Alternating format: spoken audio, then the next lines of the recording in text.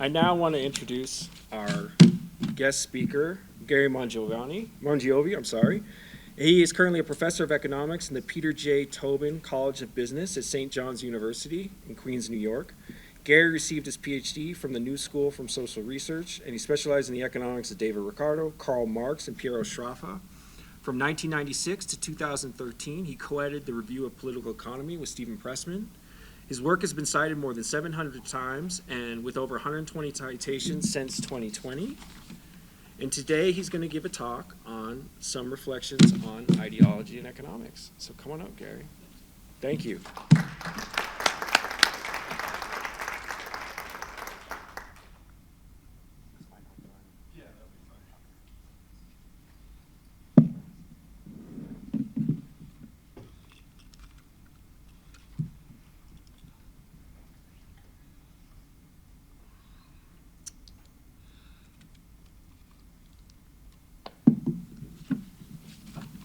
All right, so thank you for the invitation and for that introduction. I would like to begin by congratulating the awardees tonight. Really impressive achievements, all of you, so congratulations. If I am correct, the University of Denver was founded just a little bit over 100 years ago. You just celebrated your centenary a couple of years ago. In its early years, institutional economics was in ascendance in the United States. We think of institutional economics as kind of a fringe subfield, but starting from the 1920s into the 1950s, it was a pretty dominant tradition within American economics, including at NYU. NYU was a hotbed of institutionalist thought in the 30s, the 40s, and the 50s. John Fag Foster was a student of Clarence Ayres, one of the leading institutionalist economists of the time, and he played an important part in building the department from 1946 until he retired, as we heard earlier. I'm honored to be giving the keynote address at this award ceremony. I began my graduate studies many years ago thinking that I would pursue a course of study in the institutionalist tradition. I got sidetracked into a focus on the work of the classical political economists, Marx, Ricardo, Sraffa, and also Keynes. And that framework, to me, provides ample scope for the kinds of institutionalist studies that Foster promoted and thought was important. I'm doubly pleased to be speaking at the University of Denver because of my long friendship with the late Tracy Mott, who was a mainstay of the economics department here for 30 years. And Tracy's eclecticism and intellectual openness helped to energize the cohort of dissenting economists who came of age when I did in the 1980s. And that was a period in which post-Keynesians, Marxists, Sraffians, institutionalists, we were all in vibrant and sometimes testy debate over how to challenge neoclassical orthodoxy. And Tracy was in the thick of it, and he was always willing to listen with an open mind. He also loved to push back, sometimes forcefully, always thoughtfully, and always without a trace of dogmatism. So I would like to dedicate this lecture to his memory, and I'm confident that John Fag Foster would approve of that. So that's my introduction, and now let me tell you what I'm going to talk about. So this paper addresses the question of the relationship between economics and ideology. And I want to particularly focus on what that relationship means for critics of mainstream economics. Economists have always recognized that their discipline touches upon matters that have ethical ramifications. And mainstream economists will always contend that the ideological content and the scientific content of economic discourse can be ring-fenced off from one another. We can have useful debates within each sphere, right? So we can have useful debates about the aims of economic policy, or we can have debates about the likely consequences of this or that policy, scientific debates. And problems arise when we muddle up the two realms by putting forth a normative claim as though it was a scientific statement, or confusing a scientific assertion with about the way the world is with a normative judgment about what priorities ought to guide policy. But of course, the two realms are bound to get muddled up because, as Marx and Engels reminded us in the German ideology, the ideas of the ruling class are in every epoch the ruling ideas. The ruling ideas are nothing more than the ideal expression of the dominant material relations, the dominant relations grasped as ideas. And you can read the quote. He is not saying that there is no room for ideological disagreement within a particular socioeconomic system. Capitalism can accommodate diverse points of view. But what he is saying is that the dominant ideology has to support that system. Because if the dominant ideology does not support that system, then the system cannot cohere, right? How can you have capitalism as a functioning system if the value system of the regime does not reinforce in some kind of foundational way capitalist production relations? Joan Robinson, one of Keynes's more prominent pupils, also made numerous contributions to economic theory over the course of her long career. But my favorite book of hers is Economic Philosophy, where she wrestles with these kinds of questions of the degree to which it's possible to draw reliable conclusions about how economies really work. So, as you might expect, in this book she discusses the role that ideology plays in economic discourse, and her point of view echoes that of Marx. And I really like that book because on every page there's something that gives you food for thought. You're not always going to agree with what she's saying, but she's always giving you something to reflect upon. And it's about the issues that we're discussing today. She clearly acknowledges that economics has scientific content. The difficulty is how we disentangle the scientific content from the ideological content. And I'll begin my discussion of this issue by providing a framework for talking about ideology and economics. Two frameworks, in fact. The first one I've drawn from another economist in the Cambridge tradition, a later generation from Joan Robinson and Keynes. This is Tony Lawson. And in an article that he published in 2012, he wrote that ideology comes in three distinct but not mutually exclusive forms. So he identifies ideology one, which I would call passive.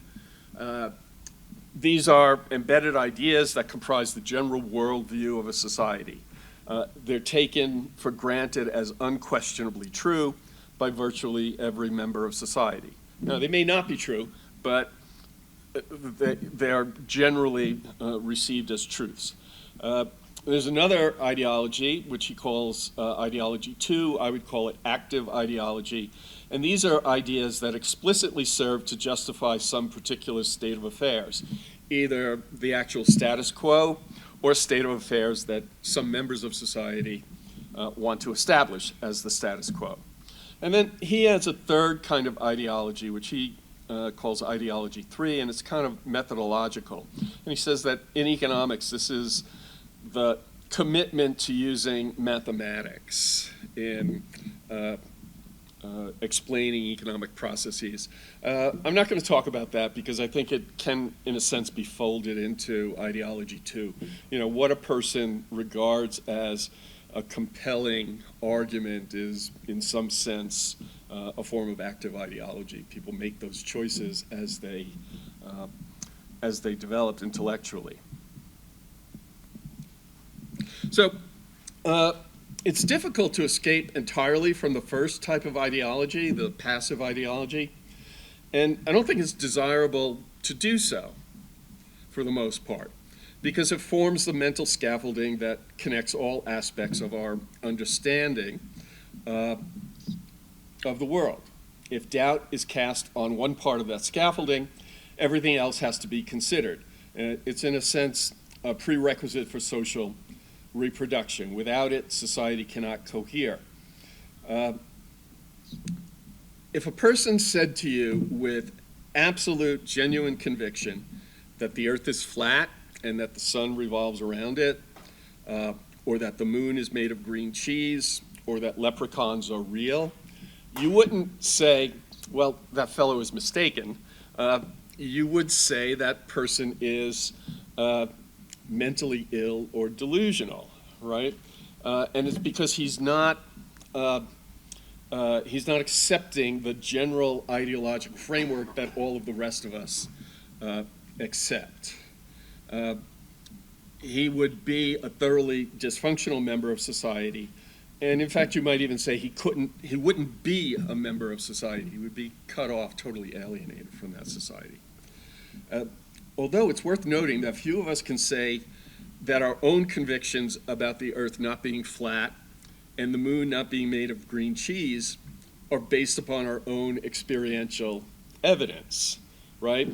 Those of us who are not astronomers or archaeologists or evolutionary biologists, we don't have the evidence to evaluate those claims.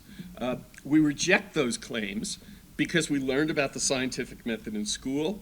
We also learned about how humankind's understanding of the solar system and evolutionary biology developed over time.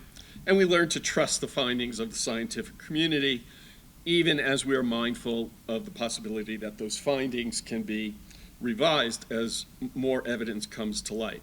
So that's why those of us who are not physicists or biologists believe that the Earth revolves around the sun, the moon is not made of cheese, and the Neanderthals did not coexist with dinosaurs. My point is that all of those truths and countless others are elements of the mental scaffolding of modern society.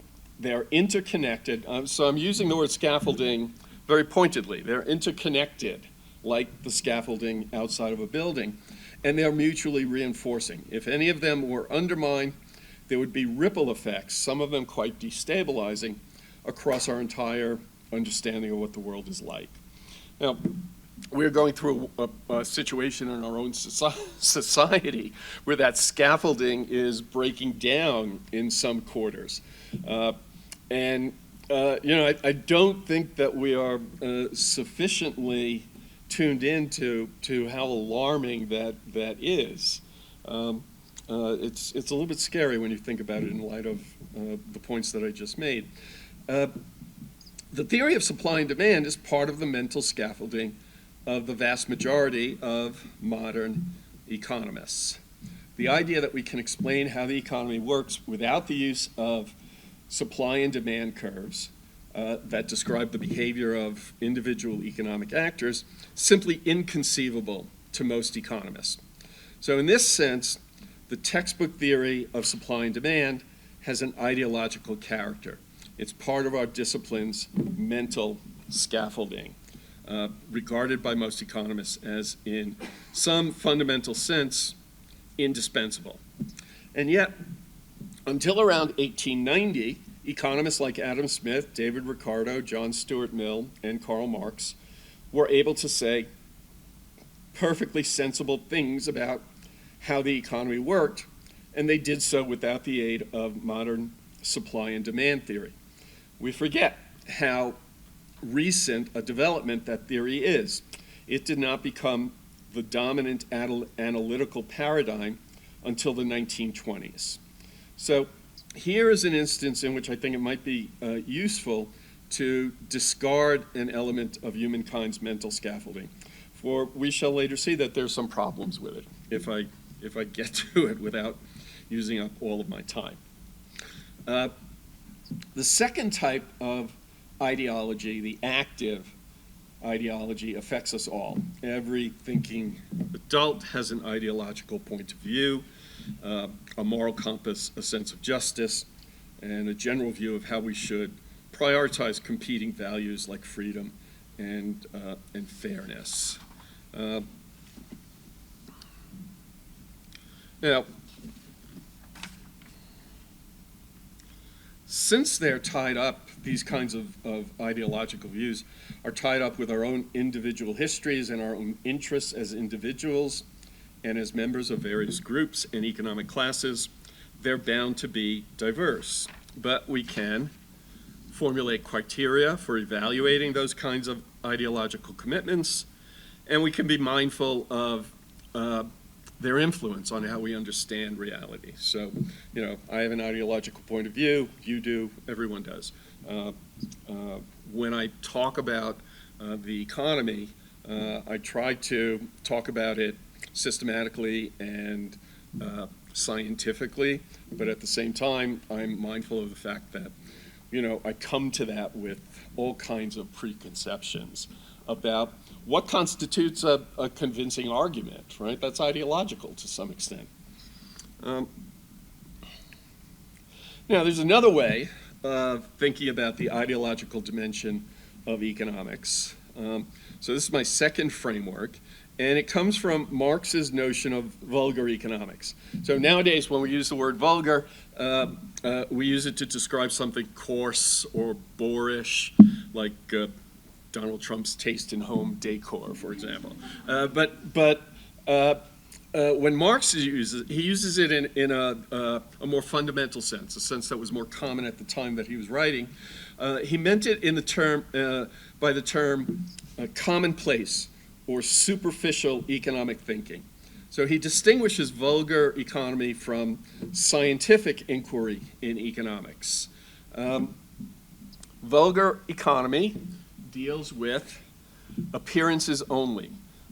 It ruminates without ceasing on the materials long since provided by scientific economy, and there seeks plausible explanations for the most obtrusive phenomena for bourgeois daily use, but for the rest confines itself to systematizing in a pedantic way and proclaiming for everlasting truths the trite ideas held by the self-complacent bourgeoisie.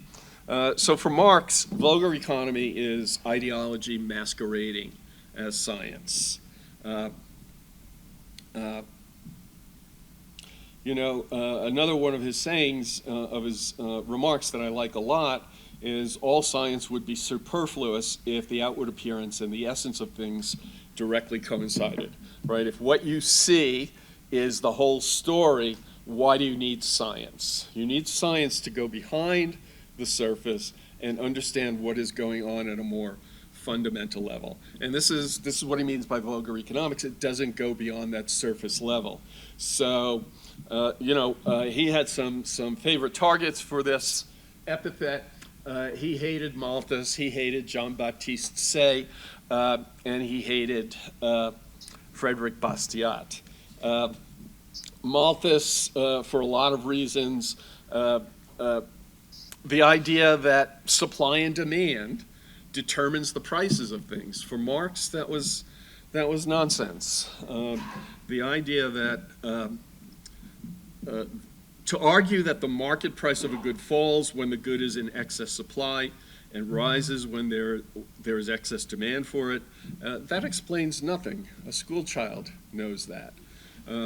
That's what the mercantilists, that was the level of their explanation of how markets worked. And yet this trivial observation is at the heart of modern supply and demand theory. It's all that,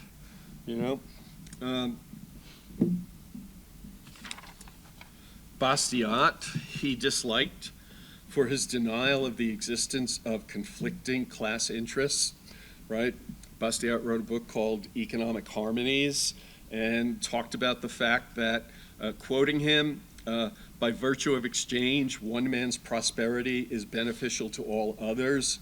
The good of each is favorable to the good of all, even as the good of all is favorable to the good of each, right? So the idea is, no, conflict is not an element of the market economy. The market generates harmonious outcomes, and right, the idea here is to erase the reality of class conflict, which was very much present at the time he was writing, the mid-19th century, starting from the Industrial Revolution into, the 1860s or so. And here's an argument I have a lot of respect for many Austrian school economists, but they will sometimes trot out this argument, and it just astonishes me that they think it should be taken seriously.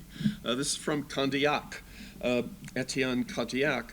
The very fact that an exchange takes place is proof that there must necessarily be profit in it for both of the contracting parties, otherwise it would not be made. Hence, every exchange represents two gains for humanity. Right? No idea that there might be an imbalance of power between the trading parties. No notion that there might be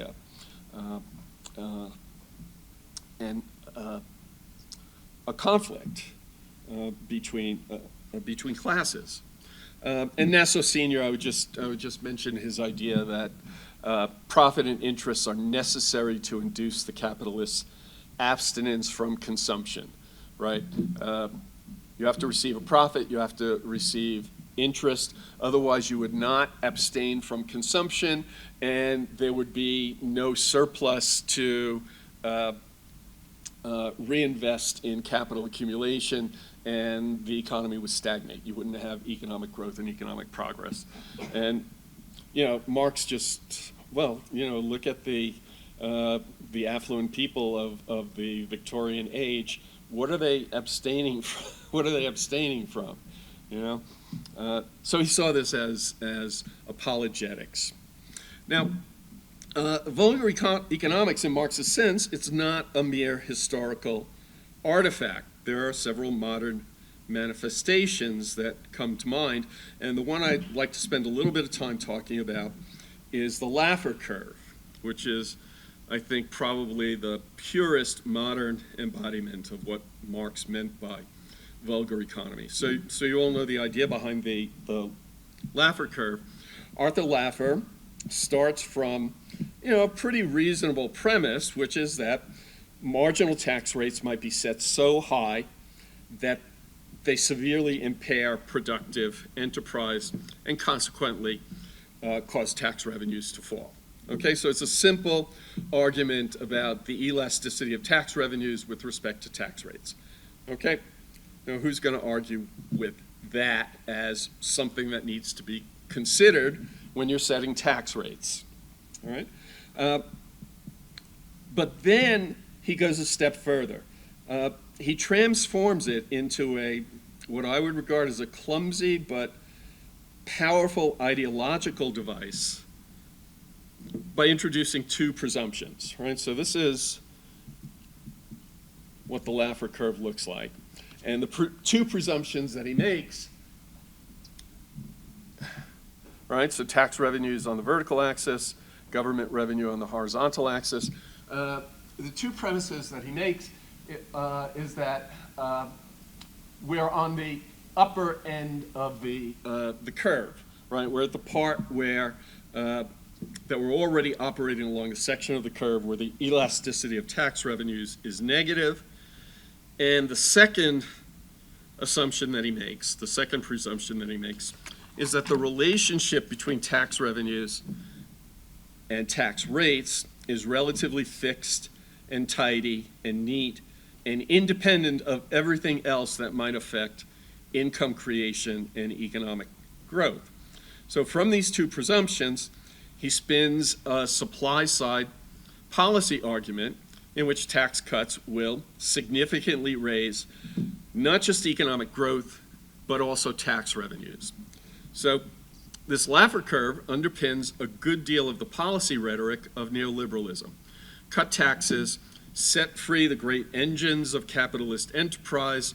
You don't have to worry about government deficits because the economy will grow so fast your eyes will spin and your head will spin and tax revenues will soar. Trust us about the elasticities, right? That's the argument. Now, none of this has been borne out by the empirical record. Sometime at the period when the Laffer curve was really new and kind of hot, Martin Gardner, you know the guy who used to write the mathematical games column for Scientific American, wrote an article on economics where he talked about the Laffer curve in supply and demand theory. And he said, well, look, you know, the Laffer curve, it really doesn't look like that. It looks more like this, right?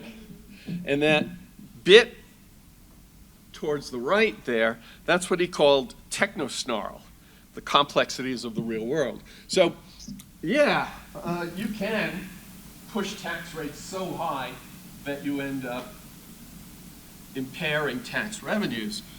But there's a lot going on in tax policy that complicates the relationship between the tax code and the amount of revenues that you're actually going to collect.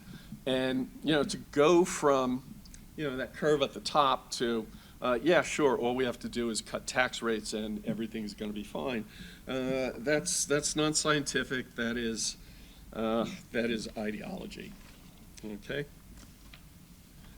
I just want to point something out to you. When I was writing this paper, when I was thinking about this paper, you know where the Laffer curve came from. Arthur Laffer was meeting with Donald Rumsfeld and Dick Cheney in a restaurant, a Two Continents restaurant in Washington, D.C. It was a pretty posh restaurant. And at some point, Laffer wrote, he drew on a napkin the gist of this theory, okay? So there's the actual picture of the napkin. Now, people have seen this, it's on the internet, but what nobody seems to have noticed before is that was a posh restaurant, and that's a cloth napkin. And they stole it from that restaurant. They walked out of the restaurant, and now it's archived somewhere in somebody's. I suppose it's possible that they paid the restaurant for the napkin, but from what I know about these three guys, I kind of doubt it. Maybe. Okay. So now, another avatar of vulgar economics is Nobel laureate James Buchanan. So he is one of the founders, along with Gordon Tullock, of public choice theory. And what public choice theory, it's another one of those ideas that starts from a common sense observation, which is that, like everyone else, policymakers and public officials are at least partly motivated by self-interest, right? They act in pursuit of their own ends. From this trivially obvious insight, public choice theorists have sought to depict activist government as inescapably dysfunctional. It becomes the starting point for the argument that government can do nothing right because everyone who is responsible for putting forth and designing policies and then implementing them is going to see what he or she can get out of it for themselves, and that's going to mess up the intention of the policies. It's not going to work out the way you hope they will. Now, I'm not going to talk about public choice theory because that's a big topic, but what I want to do is focus on a neglected part of Buchanan's work, and that is an article he wrote in 1975 on the Samaritan's dilemma. So you know the story of the Good Samaritan. A person is traveling along the road. He is assaulted by thieves. He is robbed and left for dead. A Samaritan who is part of a community that everyone looks down on sees this person, takes him into his own care, and nurses him back into health and helps him get back on his way and on his feet. So Buchanan wrote an article called The Samaritan's Dilemma, and the argument has received virtually no attention from non-mainstream economists, despite its influence on neoliberal thinking. And that's why I'd like to talk about it. If you look at the argument that he's putting forward, he's not extending the scientific frontiers of our discipline. He is, in my opinion, a modern purveyor of vulgar economics, an ideologically driven discourse that focuses on surface phenomena, and in this case, we're going to see in a minute, on totally fabricated surface phenomena, and neglects anything more fundamental. So the ideology in the case of the Samaritan's dilemma argument is camouflaged by the application of sophisticated analytical tools. So in this case, it would be game theory. But I would caution you to keep in mind that the word sophistication is a slippery concept. What does sophisticated mean? Now, Buchanan positions the paper as an attempt to show that many different social problems can be analyzed as separate symptoms of the same disease. And the diagnosis, as such, I'm quoting him, many different social problems can be analyzed as separate symptoms of the same disease. The diagnosis may be accepted without agreeing that the disease amounts to much, or indeed that it is a disease at all. Prescription for improvement or cure is suggested only if the disease is acknowledged to be serious.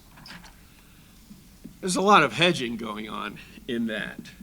And I think that's typical of his, well, let me say it. I think it's typical of his dishonest rhetorical style. He wants to give the impression that, he's just tossing an idea out there on the table to see if it has legs. Maybe it'll amount to something, maybe it'll amount to nothing. I don't have any dog in this race. Let's just toss it out there and see what happens, see what we can find out. And then he immediately suggests that he's about to clarify a non-trivial problem that threatens the fabric of society. So right?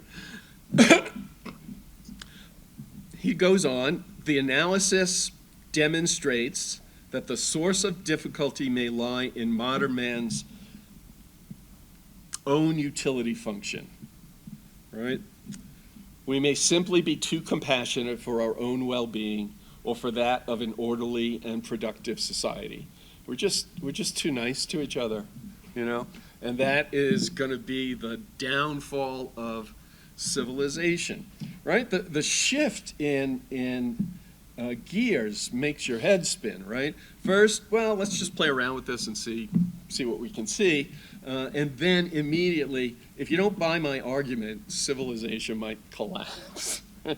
So let me go through the argument. So in his going to leave that aside.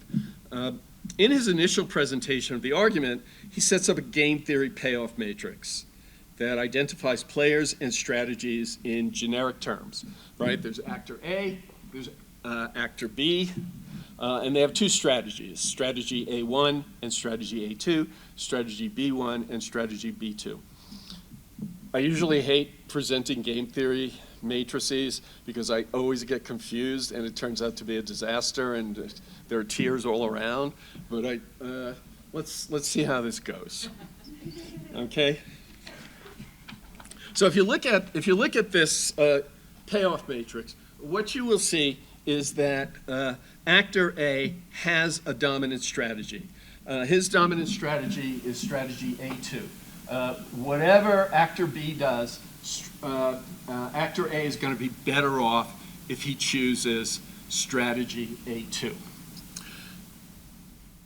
Actor B does not have a dominant strategy. However, if he knows what A's dominant strategy is, he can pick his own strategy to maximize his own payoff. Right? So that, okay, fine, it's game theory, right? No argument with that reasoning. After showing that in the game described in this slide, player B strategically exploits player A because he knows what player A's dominant strategy is, Buchanan then assigns to his categories labels that are surely intended to evoke an emotional reaction. So the next payoff matrix that you see in this article is this. Okay? Now, player A is the potential Samaritan.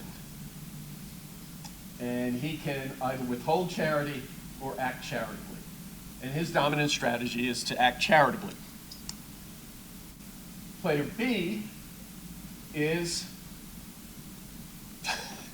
he's a parasite, right? He's a predator, he's a parasite, okay? Keep in mind, he's the guy who was beat up and left for dead on the side of the road, okay? But he is the potential predator parasite. And he has two options. He can work or shirk. And the argument that Buchanan makes is that because the potential parasite, right, very loaded terminology, right, it's not exactly value-free terminology that he's using here. Because the potential parasite knows the dominant strategy of the potential Samaritan, he will exploit the Samaritan's good nature, okay, and will be inclined to shirk, because if the potential Samaritan acts charitably, the predator parasite maximizes his payoff by shirking. Okay, now this is a superficially sophisticated, right? You have to use scare quotes, right? When you use the word sophisticated in this context, this is a superficially sophisticated formulation of a simplistic argument that was a routine element of 19th century vulgar economics, the idea that charity fosters indolence, right? If you treat people humanely, they will just sponge off the rest of society, okay? Now, let's talk a little bit more about this because it's interesting. So one way to eliminate this sort of exploitation of the citizenry by social parasites, according to Buchanan, is to assign the task of providing charity to some public agency, right? So you have public agencies that provide charity to people who are in need on the basis of perceived needs. Now, Buchanan argues strongly against this, and he does so because he doubts that in a large community there will be sufficient democratic will to impose government rules that are adequately strict to ensure responsible behavior, okay, on the part of both potential parasites and potential Samaritans. So he also advocates the imposition of rules on Samaritans as individuals. Now, these rules are not explicitly stated, but they're hinted at in earlier examples that he gives involving misbehaving children and airplane hijackers, right? So he was a big advocate of corporal punishment for children, right? So he also was fiercely opposed to negotiating with airline hijackers. It's scary to think there are people in policy positions who think this guy ought to be taken seriously. And, you know, with respect to the Samaritan argument, he argues that potential Samaritans should be sanctioned for excessive generosity. Now, this is really interesting to me because he presents himself as a classical liberal. And there are lots of reasons not to think that he's a classical liberal. His support for corporal punishment for a start, but there are other reasons.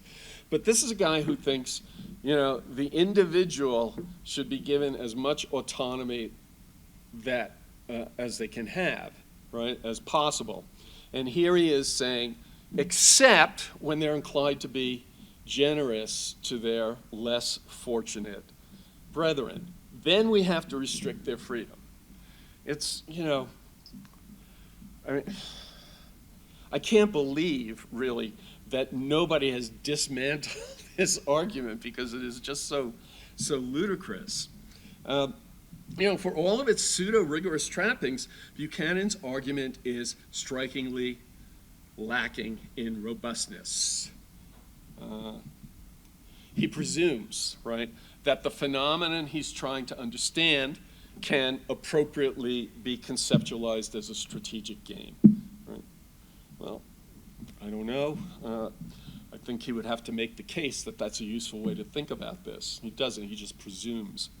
He assumes that the person asking for assistance is not, in fact, in need of assistance and could readily increase his well-being simply by adopting a stronger work ethic.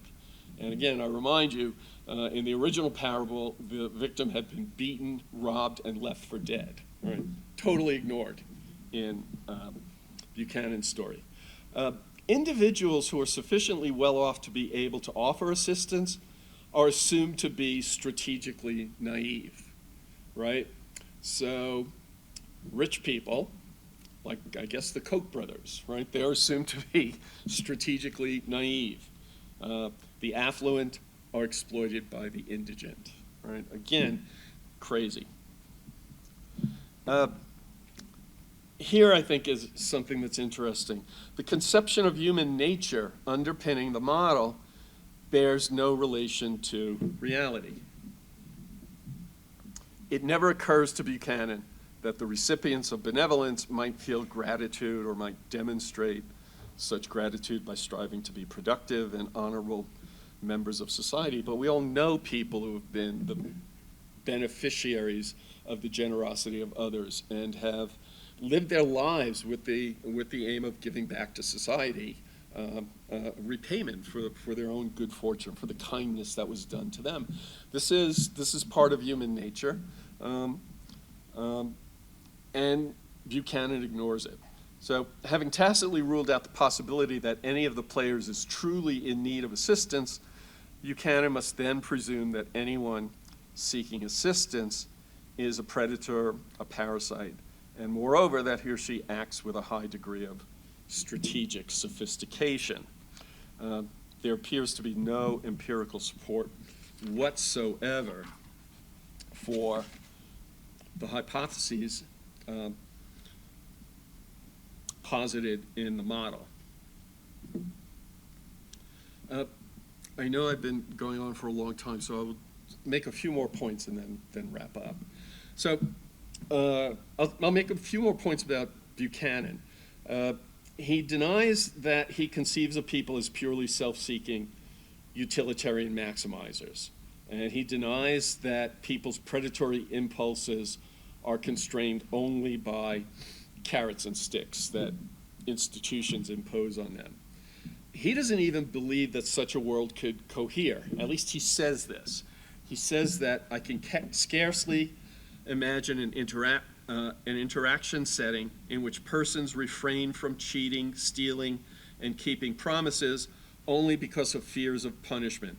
There is surely a minimal level of voluntary adherence to the whole set of norms that must be reached by a substantial number of persons in the relevant social nexus. So he's saying, look, society can't work if people don't internalize certain values that enables them to live together in relative harmony. But in numerous instances, he presumes exactly the opposite. He presumes that economic actors are heedless of their responsibilities to others and act as predatory or parasitic optimizers. And his approach to model building at times appears opportunistically inconsistent. For example, in his writings on public finance, he's argued that political self-interest leads to a systematic bias in favor of deficit spending by elected officials, because to keep constituents happy, politicians are inclined to spend generously on popular programs, but they're hesitant to impose a tax burden to pay for those programs. But Buchanan loves the Laffer curve, right? So he's saying, public figures, servants, They will undertax and overspend, but he loves the Laffer curve, so elsewhere he develops a model that shows why governments might be expected to push tax rates beyond the threshold that will maximize revenues. So it's a total contradiction. In the Samaritan's dilemma, the potential Samaritan, at least, is inclined to exhibit benevolence, right? So he's a sap, but he has a heart. In the Limits to Liberty, however, Buchanan argues as though economic actors are always inclined to inflict harm on one another for the sake of material gain. I have one other thing that maybe I can just spend 2 minutes talking about, and that is,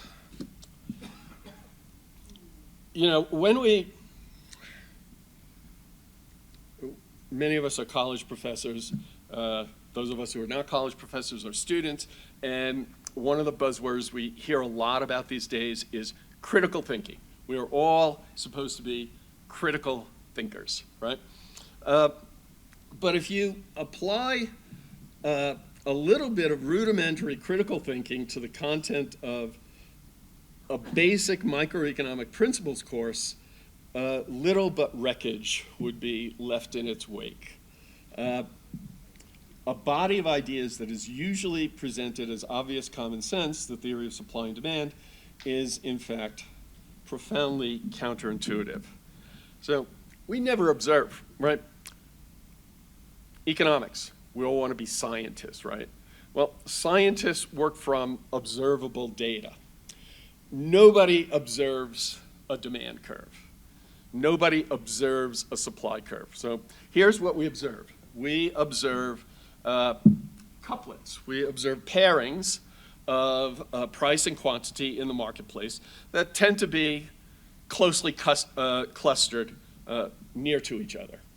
And then the question is, well, why are they clustered near each other? Well, modern conventional economics says, there are these things called demand and supply curves that intersect where all those clustered points are, right? But those supply and demand curves, they don't have any real existence. They are entirely mental constructs that economists have developed to explain why all of those points that we do observe happen to be clustered close to each other. Now, there are other ways to observe, to explain that clustering that don't rely upon supply and demand curves. And when I teach microeconomics, I do this stuff. And then I feel guilty about it. So I tell my students, but there's a problem with this. And I talk about the problems. How would you explain prices then? Well, Adam Smith, David Ricardo, Karl Marx got a perfectly sensible explanation of price. The price of a thing is determined by what it costs society to produce it. So when I ask the question, why is the price of a new car $40,000 and the price of this shirt that I'm wearing $40, the answer is not because of the law of supply and demand, it's because the car costs 1,000 times as much to produce as the shirt. That is a perfectly sensible explanation of the relative prices of goods. It doesn't require us to think in terms of supply and demand curves, and it doesn't get into all of the problems that emerge when you look behind the supply and demand curves that are in econ textbooks. The same goes for income distribution. And you can explain income distribution without recourse to supply and demand curves in terms of class struggle, historical and institutional norms, and so forth, which is how Adam Smith and David Ricardo explained them. Now, I want to finish up with this. Now, we've all seen this diagram a million times, and I don't know how often or if you've reflected upon the fact that the dependent and the independent variables are on the wrong axes. So, it's like, this subject is confusing enough, right? So what the economist does is put the independent and the dependent variables on the wrong axes in contravention to everything that they learned in grammar school and high school about how you graph a function, okay? And nobody ever explains why. And I think it's because most people don't know why. But I think I know why. And I'm going to blame it on Alfred Marshall, who wrote the first college-level economic principles text that sold a gazillion copies. And what Marshall was trying to do was provide a pedigree for the new supply and demand theory. In 1890, supply and demand theory was a new theory, it was revolutionary, and he felt that one way to sell it, in effect, was to anchor it to the writings of economists that everyone respected and acknowledged were masters of their discipline, Smith and Ricardo. Now, Smith and Ricardo explained prices in terms of cost of production, but they recognized that per unit costs vary with the scale of output, right? So you can have decreasing cost industries like manufacturing, right? The whole pin factory story, right? As the scale of the market expands, the cost per unit of producing pins goes down. And then there are other industries that are increasing cost industries like agriculture and extractive industries, mining, because there, as the scale of production increases, you have to move to less fertile soil, and it costs more to produce a bushel of wheat, okay? So a simple empirical observation about the relationship between the scale of production and cost of production. Neither one of them would have thought, well, yeah, let's present this as a smooth, continuous function. They just recognize that this is the way production processes worked. But Marshall was trained as a mathematician, and his first instinct was to convert something into math and graph it as a function. Now, in that way of thinking, cost of production is a function of the scale of output, right? So if you have an increasing cost industry, as Q increases, per unit cost is going to go up, and that long run per unit cost curve is, for Marshall, the supply curve. And you can have a downward sloping curve for a decreasing cost industry. So there's Marshall on supply. Now what about demand? Well, he's explaining supply this way. His axes are set, right? He's got Q on the horizontal axis because it is the independent variable for cost. What about demand? Well, nowadays, when we teach the demand curve, we say, if the price of a good is so-and-so, how much of the good will be sold? Marshall just said, well, if sellers want to sell such and such an amount of the good, what's the highest price they can charge? So he's describing the same relationship, but he's posing the question in a way that makes quantity the independent variable. And that is why, in my opinion, I thought a little bit about this. I don't have textual proof for it, but it seems to me the most plausible hypothesis for why those axes are screwed up. And then, of course, you have the problem of lock-in, right? His book was so successful that it became impossible for anyone to change the axes to a form that would make better sense. Okay, I think that's enough. I think I've gone on long enough.